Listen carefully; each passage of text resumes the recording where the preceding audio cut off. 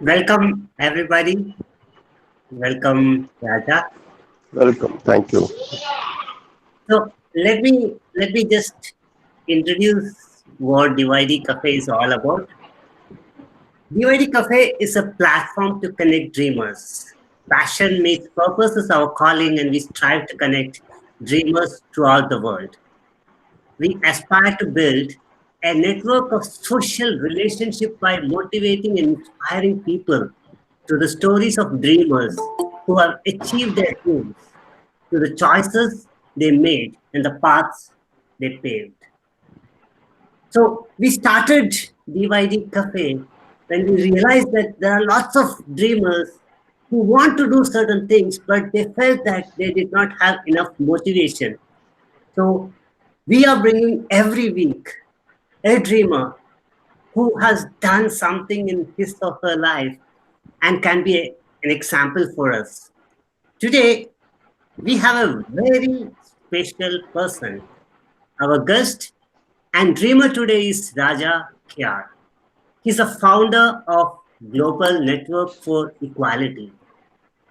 He aims to reconstruct the lives of victims of crime, especially children in India, and to eliminate the challenges they face due to associated social stigma by providing appropriate care, education, emotional support, and a conducive environment to enable them to think. So today, there are more than 564 children who have benefited from GNE. They have supported through higher education, basic monthly livelihood. I mean, he has supported lots of people directly and indirectly. Something very interesting about Raja is he's a very determined person. Yes. When he realized that his work is being impacted due to bureaucratic hurdles, he enrolled for a law program and became a lawyer. He has already filed lots of cases to improve the lives of prisoners. For example, he found that a large part of the wage of prisoners was taken away, and this was against the constitution. So he filed certain cases, and many people have received their wages. He also has a master in social work and criminology, and another master in criminology and police science. He has also completed his fellowship for social enterprises and entrepreneurs from Kantari. He is definitely a Kantari. If we look at the impact that he has made, 37 students are studying at various colleges in Tamil Nadu today. 125 students are receiving monthly financial support for meeting out their basic living and educational needs. More than 250 children have received educational scholarship for 3 academic years since 2015. A girl student is doing her PhD and she was selected through UGC fellowship. A girl student has completed her law degree and now she is practicing. One of the sons of prisoners who received an educational scholarship from GNE now is, has joined a government job upon completion of his studies. He now works as a jail warden where his father is a life convict. So there are lots of people who have directly and indirectly impacted to the work of Raja. So we are going to have a conversation with Raja. Let's hear him, and our host is Neha. Neha is a graduate on psychology, and she'll be taking us today. So welcome, Neha. Over to you. Thank you so much. Very warm welcome to Raja. Thank you so much for being here with us today. Yes. Go into the questions. Okay, you've clearly done a lot of things with your life. So, what we would like to know is how did it all begin? Yes. Thank you, DYA Cafe. for inviting me for this session and to share my experience. It is a great pleasure to talk with the like-minded people and those who wanted to pursue their uh, dream in the days to come. So I will be a small example for them. So thank you so much for inviting me again. Okay, my journey as a dreamer started in the year 2009 when I was studying in an university for my master degree. That time I did a research about the prisoners, and I came to know there are a lot of issues with the prisoners inside the wall, but there are unattended issues outside the prison where their families and children are also being punished, not by the law, but by the situation and the society with the stigma. So, part of my research, I came to know a lot of issues and which I cannot address because the prisoners are under the control of judiciary and the prison department. But outside with the problem with the children, I can able to do something. This was the starting point. I tried to do something for the children, but I couldn't achieve because I have no experience working with the children, particularly this traumatized children. So I want to equip myself, then proceed my action plan, and I need to do something. With this, I have started in the year 2012 my own organization called Global Network for Equality, especially for the children of convicts, and this is how my journey began. Thank you so much, Raja. You Yes. told us about how it began. So, what was it that captivated your interest to the prisoners and especially the children? Yes. Whenever a crime happens, it is reported in the newspaper, in the television. Nowadays, now we can know anything, any news happening in and around in the country through the social media and mass media. Whenever we see the news of crime, we immediately think that the person will not deserve any mercy. We don't think about the circumstance which motivated the person to commit such a heinous crime. We always judge for others' mistake, but we also advocate for our own mistake. We say, I haven't done like that. If you are in my situation, you will also do that like this, like this. We will advocate ourselves, but we will judge always others' mistake. But the same attitude I had before I joined in master degree and taken up before taking up my specialization medical and psychiatric.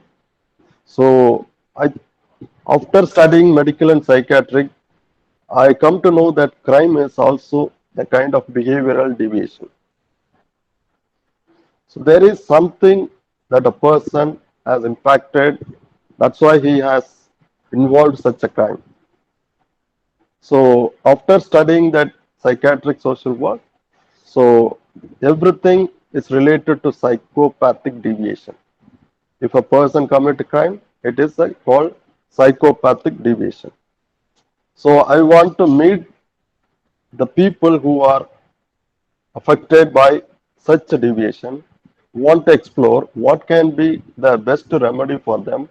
So this is the idea I have visited to the prison. After visiting to the prison, I come to know that many persons have killed their own spouse and left their children without parental care. So I couldn't imagine there are these kind of children are left without parental care. We always think crime means it is a crime. A person died and the other person put in jail. That's all. The subject is over according to our general perception. But there are children behind the incident. Their care and support is not attended. So after doing my research, I have taken up some of the family details and children's detail. Then I made my visit to the some families where the children are there. So I visited and I have tried to talk to them, but it was very tough because they were suspecting about me, where I am coming from, who I am to visit them. All the suspect they had. But slowly I built a rapport with them and tried to understand their basic issues. I come to know that the children do not have sufficient food at all and they do not have friends to play. And whenever they go to school, all other children have parents to send up them and pick them up from the school. But these children have to come on their own. So they slowly lost their interest in schooling.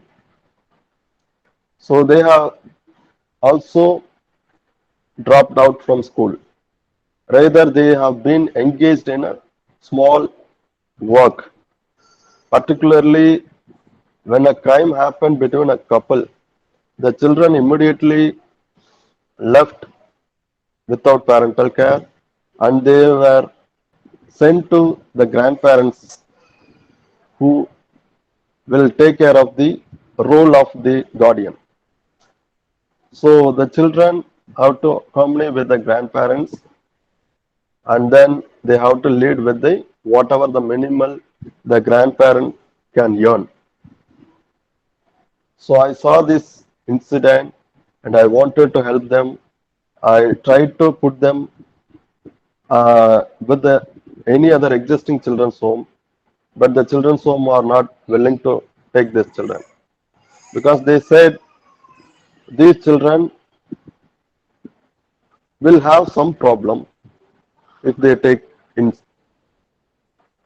because they think these children might have witnessed the crime and they do have some kind of disturbance, mental disturbance. So they will make a trouble and the administrator of the children's home cannot able to concentrate on a particular child. So they don't want to take risk. And even they are afraid about the father who is in the prison who may make some allegation about the children if they admit in the children's home.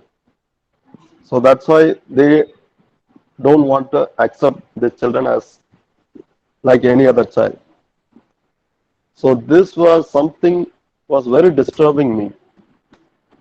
I see these children as only a children, not a prisoner. I didn't see their background. We want to help them. We must give them educational opportunity. That's all. I did not ask much things. So this is the motivation for me that if I am not doing this one, who will do? So this is the motivation that I came up with the project and thus the Global Network for Equality have started. Okay. So you threw light on a very unique aspect which not many people have looked into, and you showed us the brutal reality the children experience along with discrimination and Yes. inequality and the stigma that comes with being children of convicts. Can you tell us more about GNE and how it focuses on children? Yes. When I wanted to start this organization, I need to have the details of the children. How many children available with this kind of critical situation? For that, I need to have a data about this section of children. But these data are not available anywhere outside in the public domain or in the government department. So I must go inside a prison and to meet the fathers with the consent of the officers, prison officers. So my research and everything was done in Pondicherry, where I was studying. So after my studies, I have to move somewhere else, and then I have gone to Kantari for 1 year training, where I gained the confidence that I can do something for the children. With that training, I came back to Tamil Nadu, and Tamil Nadu has 9 central prison. So I cannot work in all the 9 central prison, which is a huge population, almost like 20,000 inmates approximately. Among the 20,000, there are 5,000 life convicts and remaining people, prisoners are like remand under trial. So our focus should be with the life convict inmates. But I cannot go to all the 9 central prison.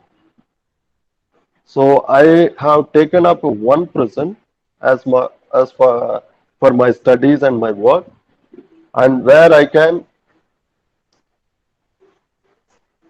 try out my plan of action whether this works or not. So I have taken up my project place as a Palayam Kotai, which is in Tirunelveli. Palayam Kotai Central Prison covers 4 districts. So Tirunelveli, Kanyakumari, Thuthukudi, and Tenkasi. Among these 4 central districts, if anyone commit a crime, they will be sent to this Palayam Kotai Central Prison.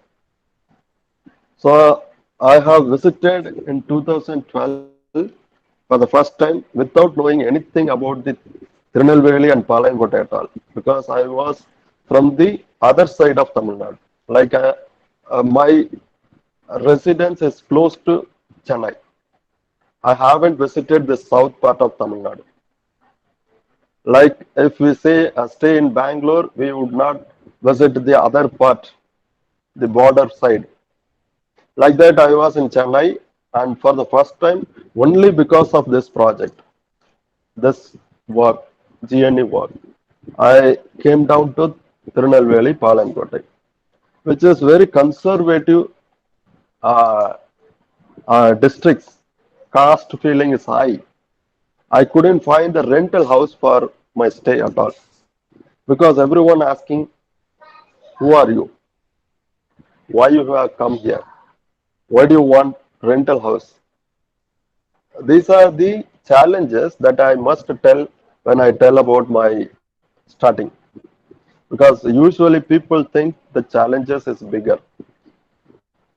That's why many of us are hesitating to take up such a risk. So they were asking about what is my caste, where do I go to work. When I say I'm going to work in the prison, immediately they will say that even if they have a rental house available, they will not give it to me. They say, no, no, no, house is full. You go and find somewhere else. Like that, these are the outside challenge that I faced. When I wanted to go inside prison, the prison officer shows a lot of restrictions, that rules and regulation that I must follow. I need to come up as a registered organization. There will be a kind of verification about my background by the intelligence bureau, the police wing will come and check my background, whether I have any link with the anti-social element, whether I have funding from Al Qaeda, Aluma, or any other terrorist group. Why do I wanted to go inside prison? All these things they want to verify and clarify. If they satisfy about my background, then only they will give no objection. With that no objection only, I can enter into prison. Otherwise, I would not be allowed. So this is the big challenge, first challenge. So I have somehow overcome that challenge, and everybody knows that I am purely for social cause. The officers gave no objection, and finally I was permitted to enter into the prison in 2013. So 1 year was my effort to just to enter into the prison. So I was waiting and following up with the officers at every level to grant permission to me to enter the prison. Once after I have permitted, I directly talk to the superintendent that I need these are the information about these children. They said none of the record we maintain about the children and families of prisoners. It is none of our business. We have only the data that the person when he was convicted, when he can be released, what is the criteria to grant parole. These are some basic information about him. What crime he committed, which court has convicted, all this other detail they have, but not about a single detail about their family. They have address, but not the current address. So this is how the situation was there. So I have to all myself how to interact and win the confidence of the prisoners and then collect their family and children's detail. This is my own risk. They said, if any problem comes by your work, we will stop you again not to enter into the prison. So it is you have to take responsibility to maintain your own work. We once give permission. If anything happens, you will not permit it. That's all. This is the condition. Okay, I said I can do it because I have some experience in psychiatry, counseling. So I know how to talk to the inmates, how to get information from them. So this is how the work inside the prison started. So initially, when I tried to meet and interact and give counseling to the inmates are not willing to come to me and talk to me. They were ridiculous about my visit because in 2013, in the prison, there is no psychologist, no social worker, no welfare officer. Only the jailer and the superintendent. There is no even additional superintendent. Only this officers, a superintendent and the jailer. They are the authority to maintain the whole campus. The particular Palankote Central Prison has the population of 1,200 inmates. Sometime it will go like extra 200. The authorized capacity is 1,100, but 1,200 inmates are there. That means it is overcrowded. Sometime the numbers will go up. It's based on the crime. So usually they will grant bail, parole to deground the situation. So I was inside and trying to meet the inmates. They were not coming because they were thinking that I am a mad. I have some problem, mental problem. That's why I came to prison. Or otherwise, they thought that I have some hidden agenda to collect their family details and I'm going to make some personal benefit. Like that, they did not want to give any detail about their family and children. So they even also underestimated me because of my appearance.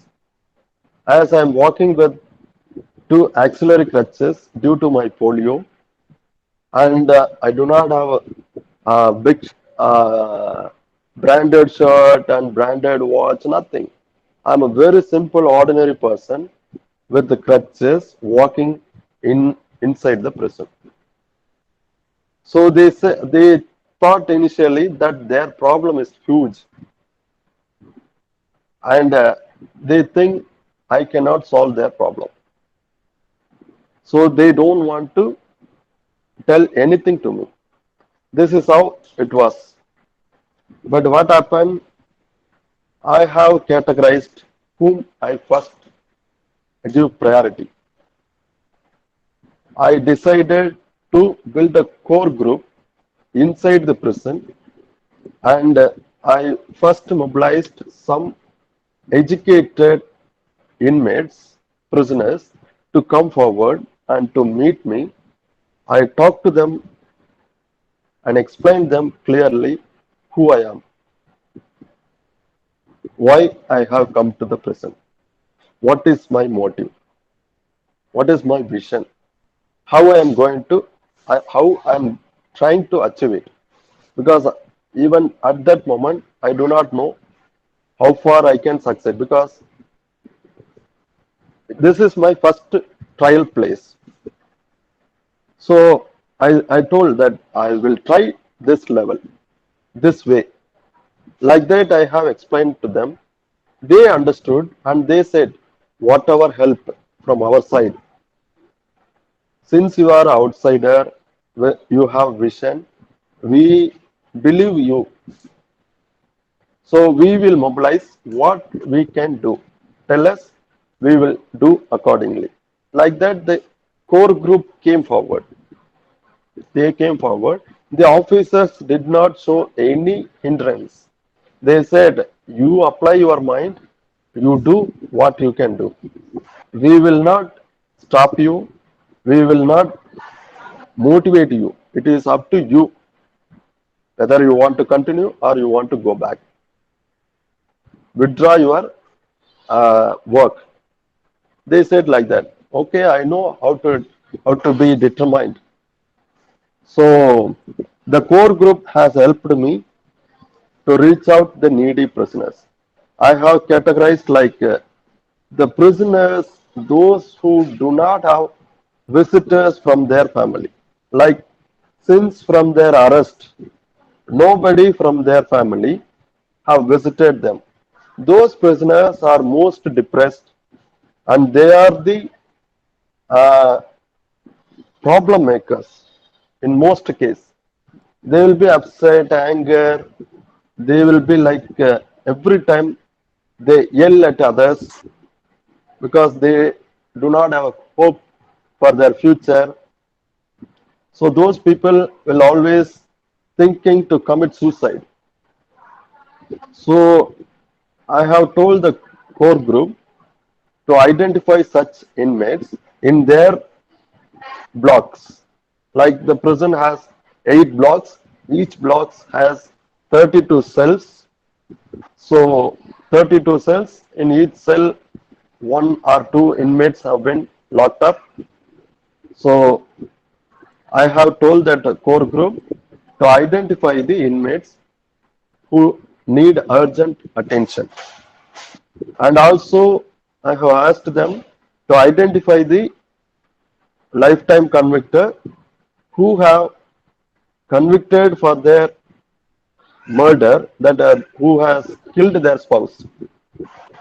That usually they will be charged under 498A Indian Penal Code, Section 498A. This 498A says, Indian Penal Code, according to Indian Penal Code, 498A says, if a wife died within the 7 years of marriage, this is possibly considered as a dowry death. Dowry death. For that, the husband and the husband family can be charged under this section. If the wife died, they will be charged under 498A along with 302. They will be given life sentence. This is the Indian Penal Code. It is one way is to protect the women from abuse from her in-laws family. The other way, in many cases, if a woman commits suicide, that also charged under this case. So I have told the core group to identify the inmates who have killed their spouse and got convicted. So these sections have been my first priority. With them, I started my work and started to interact with them. and win their confidence, and then collected their children's detail, family detail, and I tried my best to reach out the family, and I succeeded in that. And I have reunited many prisoners, those who do not have family visitors, and their family have visited them. And I have facilitated the first meeting in the jailer office, not in the usual interview hall. I brought the family inside the jail and asked the jailer permission that this meeting should be facilitated under my guidance, under my supervision, because I'm a counselor, I have to facilitate it. So the prison department wanted that if something happened good for the inmate, we'll be happy. We will allow you. So they allowed me to conduct that meeting. So similarly, many prisoners have reunited with their family members. After doing this work, the prison inmates have realized that I have something magic. I can do something for their all their problems, not completely, but at least I can try to find out what is the solution. That is how they started to believe and come to me and tell all their stories. They shared all their story, and with that story, I have spent 1 year just to collect the family details and children's detail of almost like 400 inmates. So I have interviewed them and collected their details. And after collecting their children's and family details, I have made a road map. So, and then visited to their houses and to verify the living condition of their children. It is not just to collect the data and arrange support and deliver support. It has to be verified at the ground level, because the funding, mobilizing funding or support for the children, it is not an easy task. However, I must visit and to verify my side whether the children are living in a pathetic condition or in a satisfactory condition, whether they can manage with their resource or they need any support, what kind of support they need. All these things have to be assessed and verified. So for that, I have to make a home visit. Whatever challenges I faced to collect this information inside prison, the same amount challenge was outside when we made a home visit. So this is a part of this initial stage. So you can ask next question. So you've given us a wide aspect of the entire prison and the difficulties you came across, and even the position of prisoners that are in society right now. You are a social worker, of a psychiatric, and a counselor. How did you become a lawyer? Was it something that your job intended you to do? Can you tell us about that? Yes. Whenever I talk to the prisoners, they will say their story, their childhood to till now, how they came into prison, all the story they share. When they share about their crime part, they do not know, most of them do not know on what charges they have come into prison.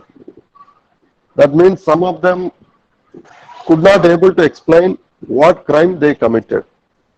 Just the police called them for interrogation. Then they said, you are charged under this and you have been you will be sent to prison.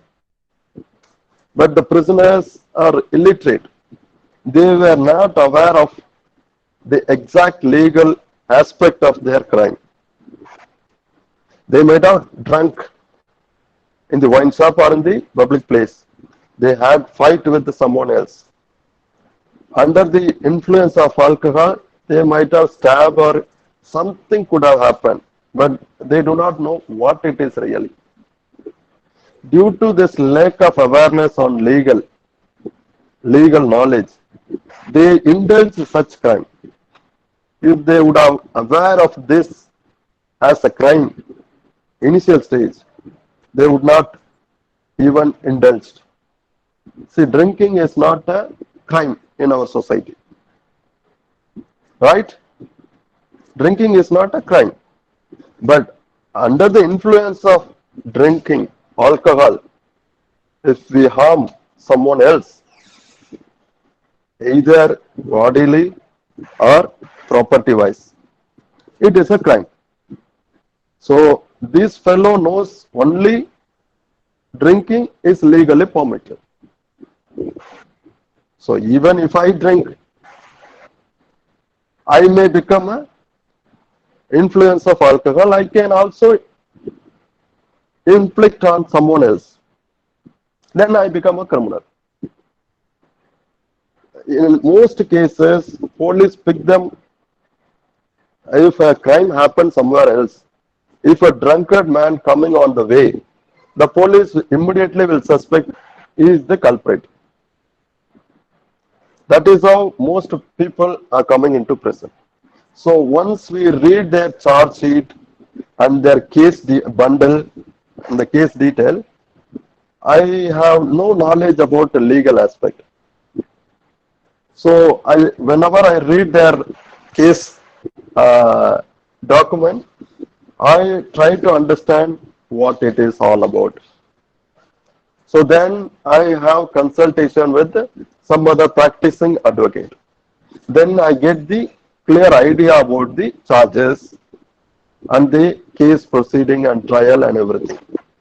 So slowly from my prison work itself, I am partly uh, equipped knowledge on law. So if I say in a clear term, I have already become a lawyer while I was working as a counselor. So I want to make it as full-fledged lawyer with the proper legal education. So in 3 years I worked inside prison as a counselor, psychiatric social worker, founder of GNE, facilitator for children, all this. Usually some of the prisoners call me inside prison as I am a doctor, psychiatric doctor. Some of them says I am a counselor. Some of them says he is a social worker. But finally, I have also knowledge on law, even inside prison when I was working. They say if they have any doubt on legal aspect, they will come and clarify with me. Even I don't have at that moment full knowledge on law, but I will come outside and discuss with the practicing advocate, and I will give it to them the whatever knowledge, the explanation I gained from outside advocate, I share with them. So they think I'm also lawyer. But the in 2016, I quit my work in the prison. I stopped visiting to the prison on daily basis because some reason. I will tell you that reason in a later stage. So after quitting my work, the visiting to prison every day, I have to do something apart from working for GNE Global Network for Equality. So I have enrolled and joined in law college and spent 3 years from 2016 to 2019 May. Wow.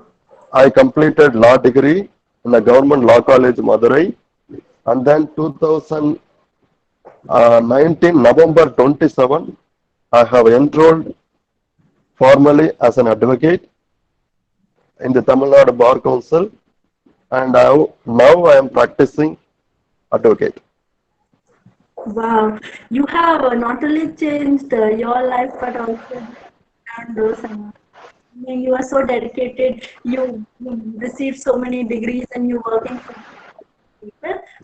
Speaking of that, we have a question from one of our audience members. Yeah. Uh, Ullas wants to know about the funding. How do you manage to fund the children in need? Yes, the funding part.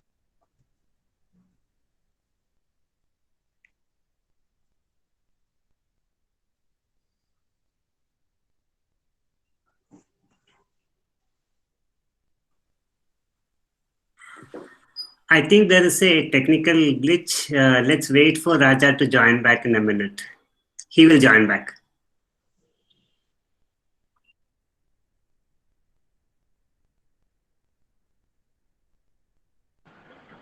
Hello. Hello. Yes, sorry. Okay, so It was suddenly cut off. Okay. The funding part is most important part to carry out any action plan. To visit to the prison, it's on my own. That means initially I have received a seed capital in the sense my project won some cash award from Kantari. With that, I have registered my organization and done all the procedures to get permission to enter into the prison. That is only the cash amount spent only for registration of my organization and to get permission to enter into the prison. But for my own survival, to meet my basic needs, I have to work part time. I worked part time. Part time in the sense per day 4 hours I spent for another NGO working as a document editor and coordinator, telephonic online coordinator of a social project. So in 2013, I got a permission to visit the prison, visit inside prison. So from 2013 March to September, I was a volunteer, complete volunteer. As I was working part time and having some fund cash from Kantari. With that, I managed to run the project as well as uh, meet my basic needs. In 2013 September, I got an offer from prison department saying that my work is recognized by the department and the government because from March 2013 to September, there was no suicide attempt among the prisoners. The prison administration and everything was smooth, particularly the Palayamkottai Central Prison. Because of my intervention and my counseling, because whoever depressed, they are asked to meet me. Such a way their problems are addressed or otherwise their problem have been noted down, listened by someone else. That is me. Because of that, the prisoner have been free from their mental stress and no suicidal attempt, no clash between inmates. So the government proposed that professionally qualified social work graduates like Raja have to be recruited in all the central prison. So they moved the proposal to the government and the government accepted it. And that way, the government decided to recruit 2 psychiatric social work graduates to each prison. So the government proposed to me that I should be one among them. So what happened after this offer come to me? I initially hesitated, but later I have accepted just because to continue my dream. Otherwise, I may be stopped at any moment. So I accept the offer and receive that honorarium for my basic needs and quit from the part-time job because I get some kind of honorarium from the present department. Why should I again work as a part-time for someone, some other organization? So I left the job, the part-time job, and I completely concentrate on the project. That whatever time I spend, I get some honorarium. Whatever work I do outside for the family and children, I have to mobilize. So this is the condition. So making home visit is to have a clear idea about the children's need. So because of my home visit, I get all the details about the children, what is their immediate need, what is their long-term need, what can be done, and how much it will cost. So all the estimation made clear term, and this proposal have sent to many individual sponsorer and some funding organizations. Those who wanted to help these children, we will make a presentation to them, and if they are convinced, they can come up with their support. We have clearly told them that these funds may not rooted through our organization. Even if they wanted to give it directly by themselves, we will facilitate. We will call up all our children and assemble them for a meeting, conduct a program where they can distribute the support directly to the benefiting children. Not the fund to give it to our organization and then we only give it to the children, like that, nothing. We are very open. Our ultimate aim is to reach out the children and support the children.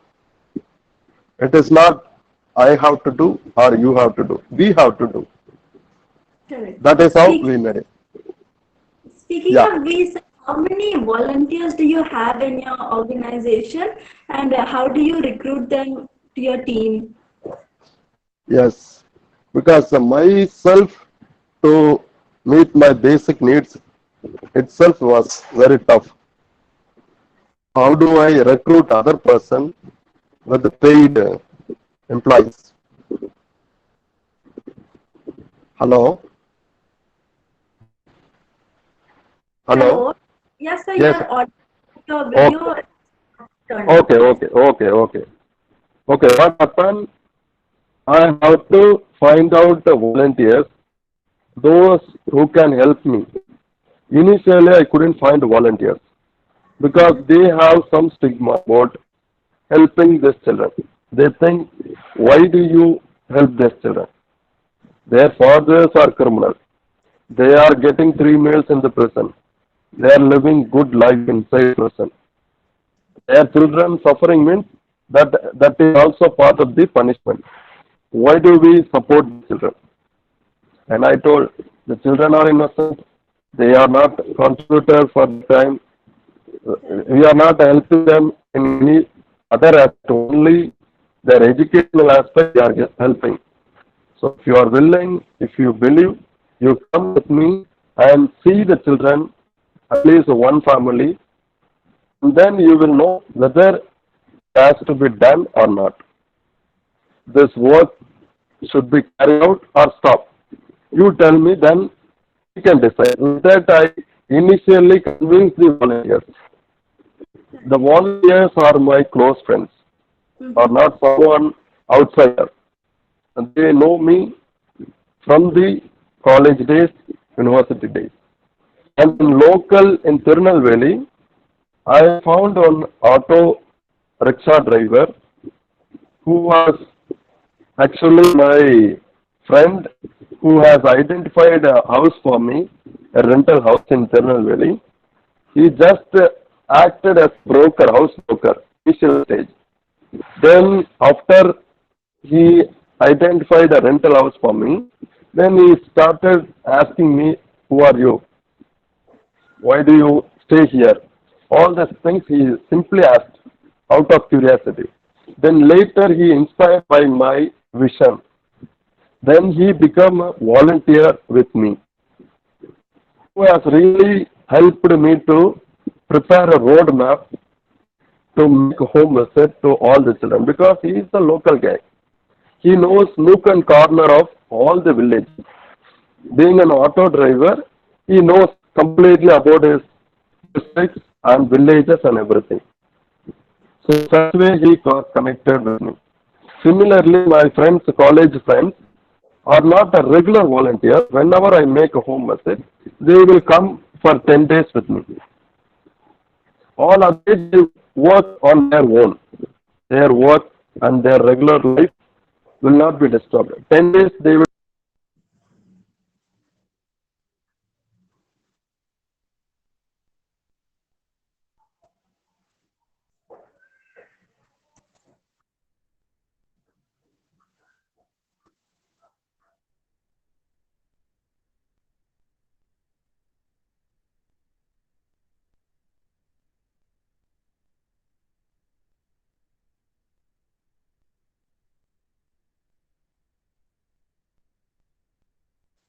I think he's experiencing bandwidth issues. Hopefully, he'll be able to join back.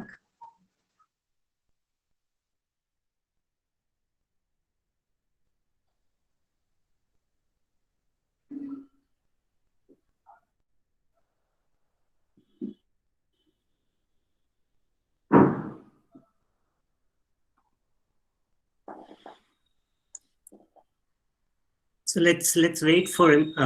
Meanwhile, yeah, I mean it's a very interesting story that he has told. I'm actually awed by the fact that there was an auto rickshaw driver who was ready to help him out. I mean, for all the people in the world, somebody who is actually struggling for their livelihood driving an auto, and that person has understood his determination and the service that he want to do for the society. He realized the work that, I mean, the goodness of the work that he is doing, and he has joined. So I was really surprised, uh, especially when there are lots of people who are educated, who are capable of supporting, but they did not support. That's very inspiring. So I don't know whether he still has problems. We'll wait for a couple of more minutes. Meanwhile, I'll just summarize on the points that I noted. So just in case Raja is not able to join us back, what he told initially is any crime is a behavioral deviation or a psychopathic deviation. That's a very interesting perspective. We think that somebody who is a criminal or somebody who has done some crime, it is within that person. I mean, it's a basic personality trait, but it's important to recognize and realize that it is just a deviation that a person faces at some point in his or her life. Another notable thing that I saw was when a person kills his or her spouse. I mean, the most impacted is the kids. I mean, they are without any support. I mean, they don't have any further support system because one parent is no more and the other person is going to go to jail, and that's a very sad state. And I think this is where Raja's work really makes a huge impact, because he is looking at those kids who doesn't have any other option. And yeah, there is always the social stigma that is associated with the kids of the children. I mean, they think that the kids are also criminals, and there is lots of difficulties that they face. Then he talked about he had lots of challenges. I mean, the challenges he faced right from getting a rental house. Then he talked about the challenges that the prisoners, I mean, the jailers put across to him for him to enter the prison. Then he talked about the inmates. I mean, he was ready to support the inmates, and but the inmates were not trusting him. So I mean, the inmates pushed back, and they were not ready to join. Yes, he did eventually gain their confidence with his strategy and all those things. So that was a very inspiring story. So Raja is back. Raja, please continue. I was just summarizing on your points while you were not here. You are on mute. Can you unmute yourself?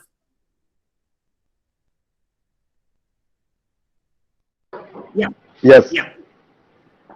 Yeah. So the funding part is a different task, and it is very tough to mobilize funding for these children.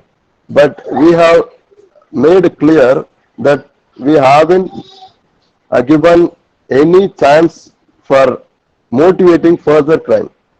We want to break the chain of crime Okay. by educating the children of convicts. Mm. If we are not supporting them, they may fall into the hands of antisocial element due to their social stigma and less opportunity. This support is not a charity for encouraging crime. It is to break the cycle of crime. We made it clear this point to our donor and sponsor. They believed that the children are innocent. Then they become a part of this project. They have continuously supporting our children. Now many children got benefited through our project. So this is in a nutshell I can say.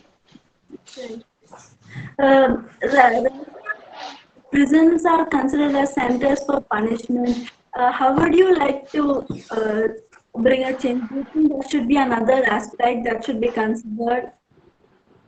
Yes, whenever we help the children, it is indirectly going to change the prisoners and their attitude and reform themselves so that they say, my son become a doctor or engineer.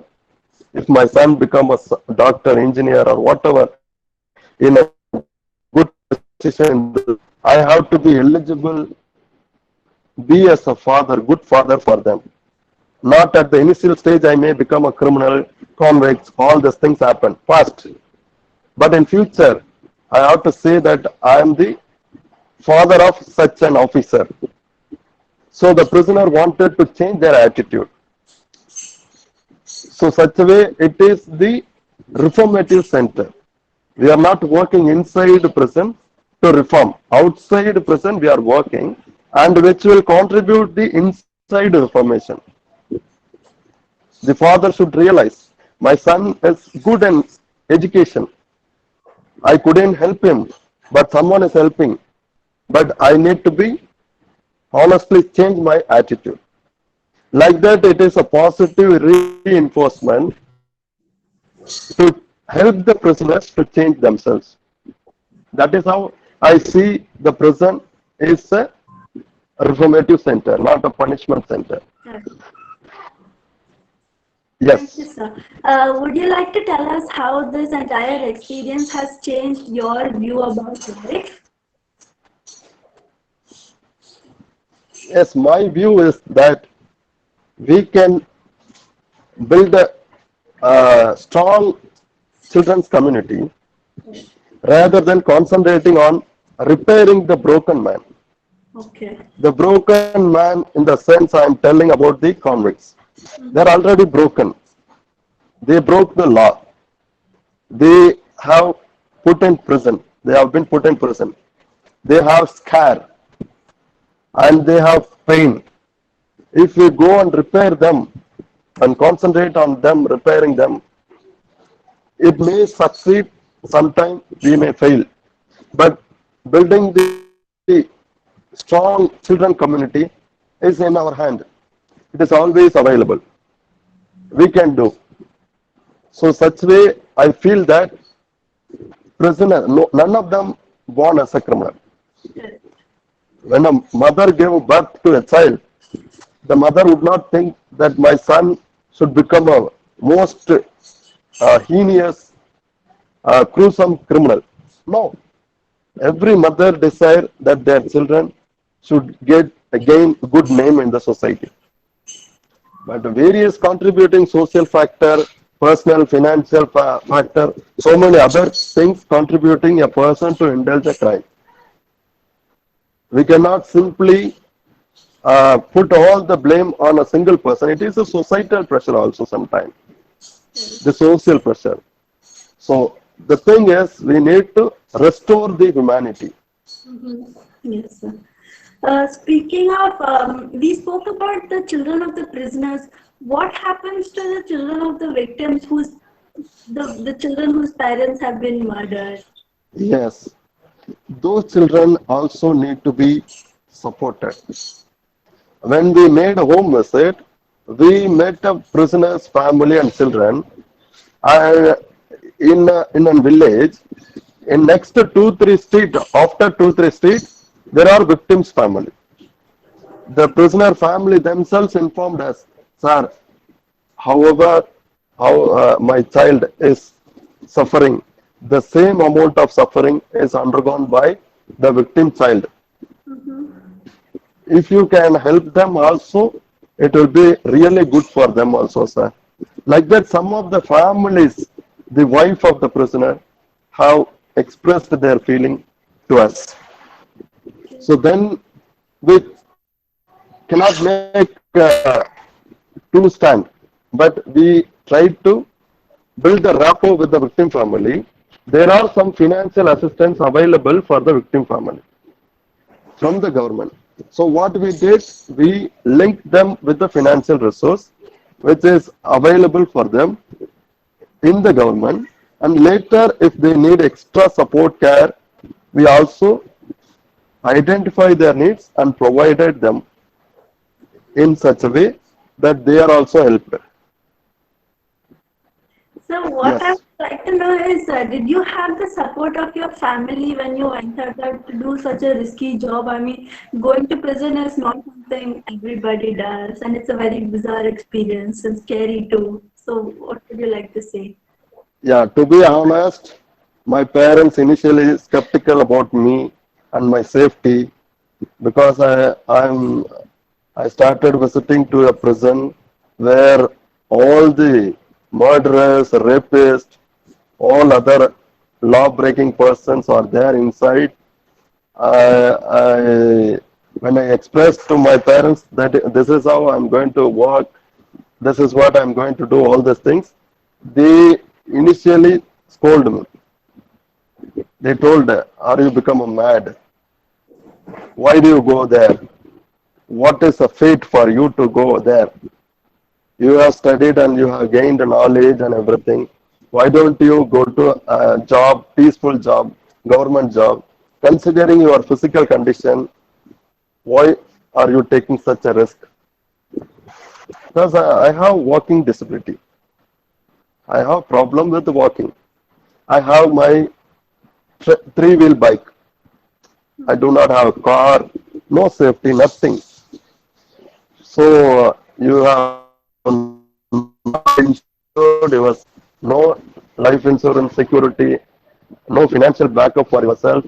Why do you take such risk? Come and work something. Even if you are not working, be with us. We will feed you. Like that, my parents, at one point, they started to tell me. Mm-hmm. And I said, no, no, this is my vision. Right. I cannot give up. Mm-hmm.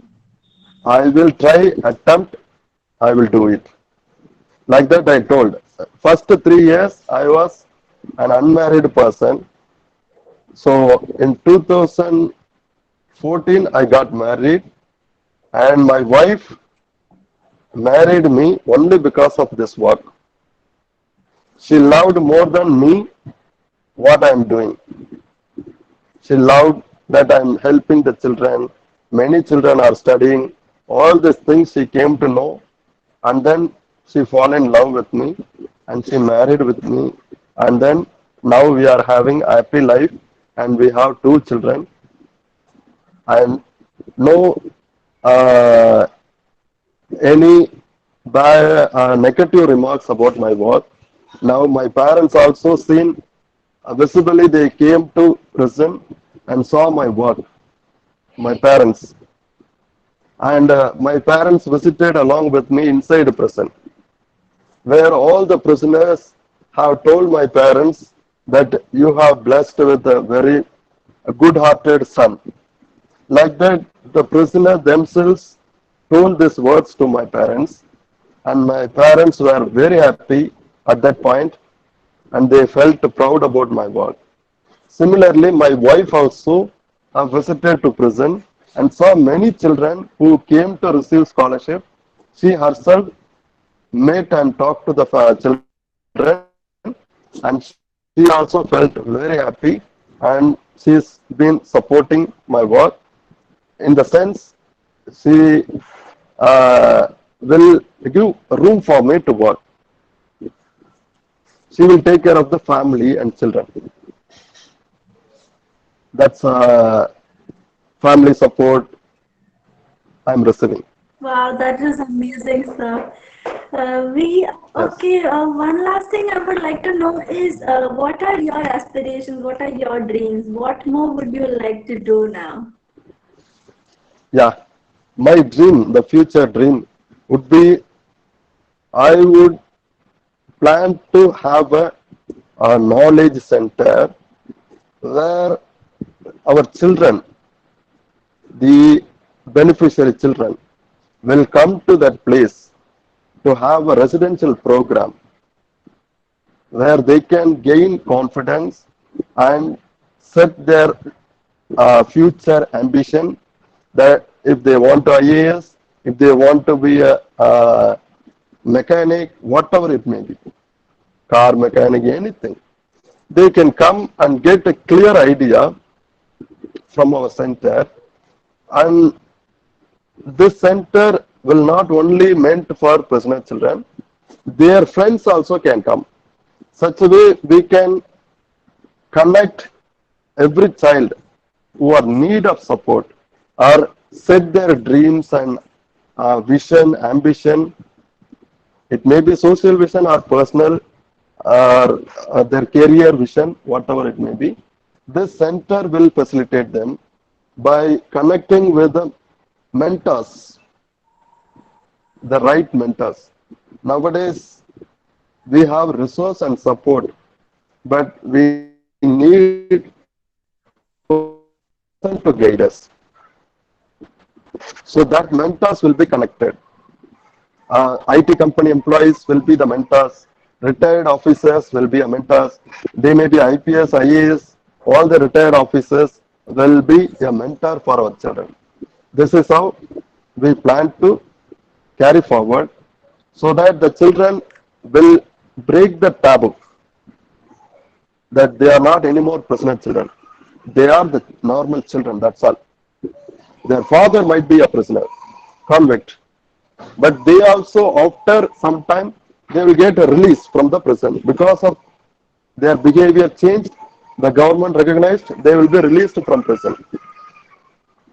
So this is our future uh, plan.